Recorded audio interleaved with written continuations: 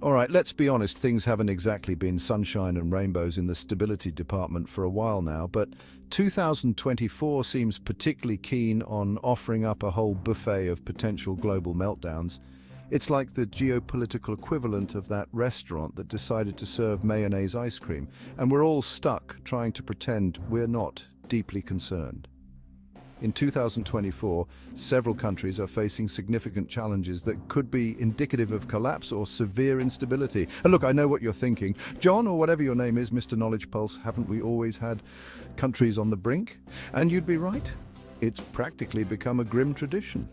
But this year, the potential for things to go truly sideways feels particularly potent. So, buckle up, dear viewers, as we take a closer look at some of the most commonly mentioned nations teetering on the precipice and try our best to unpack just how worried we should be. Spoiler alert, it's more worried than we'd like. Remember Afghanistan? Of course you do. It was practically unavoidable for a while there. And by unavoidable, I mean the US spent 2 decades there, disastrously trying to extricate itself, only to finally leave in 2021 in what can only be described as a chaotic mess. And what happened next?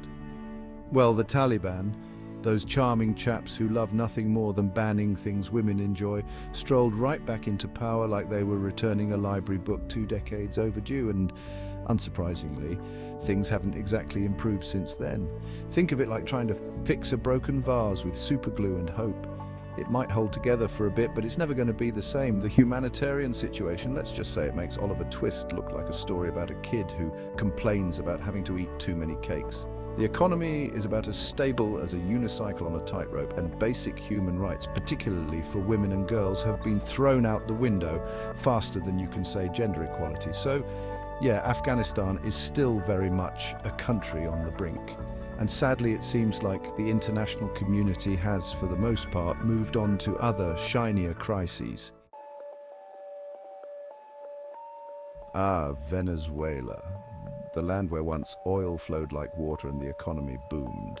Now, not so much. Imagine a game of Monopoly where someone replaced all the money with pictures of Nicolas Maduro.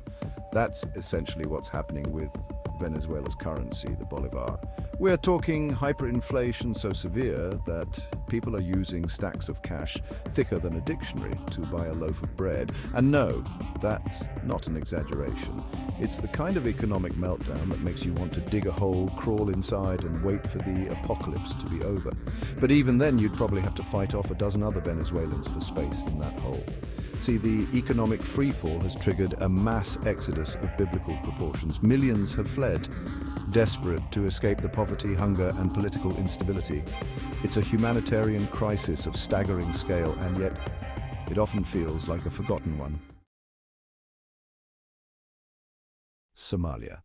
The name alone conjures up images of piracy, famine, and endless conflict. And sadly, those images aren't far from the truth. For decades, Somalia has been trapped in a vicious cycle of violence and instability. It's like a car stuck in a ditch, its wheels spinning furiously but going nowhere. The central government, what little there is of it, is constantly battling against a dizzying array of armed groups, each vying for power and control. It's enough to make your head spin faster than a Beyblade in a washing machine. And as if that wasn't bad enough, the country is also grappling with severe droughts, pushing millions to the brink of famine. Imagine trying to solve a Rubik's Cube while riding a roller coaster through a hurricane. That's essentially what it's like trying to bring stability and peace to Somalia. It's a complex, multifaceted crisis with no easy solutions. Syria, a country that was once a beacon of history and culture, has been reduced to rubble after more than a decade of brutal civil war. It's like watching a beautiful tapestry being shredded to pieces, thread by thread. Remember those before and after photos that are supposed to shock you? Syria is the after photo that the world seems to have gotten tragically used to. What began as peaceful protests against the Assad regime in 2011 has spiraled into a complex conflict involving a dizzying array of factions, foreign powers, and extremist groups. It makes Game of Thrones look like a playground squabble. Millions have been displaced, cities lie in ruins, and the humanitarian crisis is almost too vast to comprehend.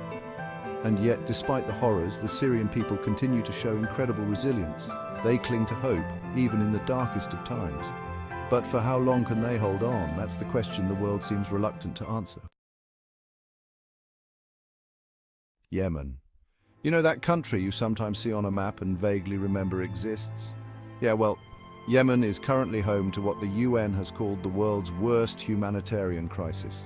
It's a conflict so devastating, so utterly horrific, that it often feels like it's happening in slow motion, a car crash you can't look away from. Since 2014, a Saudi-led coalition has been bombing Yemen in an attempt to dislodge Houthi rebels. The result?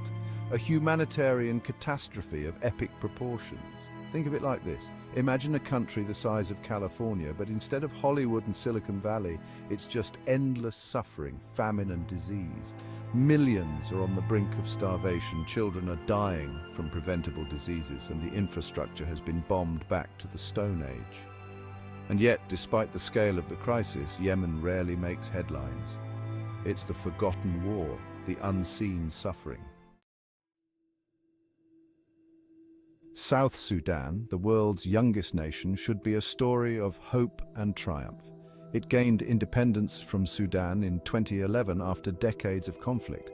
But instead of peace and prosperity, South Sudan has been plagued by violence, corruption, and economic turmoil. It's like giving a kid a brand new toy, only for them to immediately break it and then start fighting with their siblings over the pieces. Civil war erupted in 2013, plunging the country into chaos and setting off a wave of ethnic violence. It's a complex conflict with a tangled web of grievances, power struggles, and external meddling. Imagine a game of Jenga played with AK-47s, and you'll start to get the picture. Millions have been displaced, the economy is in shambles, and hunger is rampant. It's a stark reminder that independence is just the first step in a long and arduous journey towards building a stable and prosperous nation. So there you have it, a whirlwind tour of some of the most unstable corners of our planet. It's enough to make you want to crawl back into bed, pull the covers over your head, and pretend the world outside doesn't exist. But here's the thing. Ignoring these crises won't make them go away. These situations are complex and often interconnected with global issues. They require our attention, our empathy, and our willingness to engage in meaningful solutions. It's easy to feel overwhelmed, to feel like our individual actions don't matter. But they do. Stay informed, stay engaged, and never underestimate the power of raising your voice for those who are struggling to be heard. Because in a world that often feels increasingly fractured, our shared humanity is the one thing that can bind us together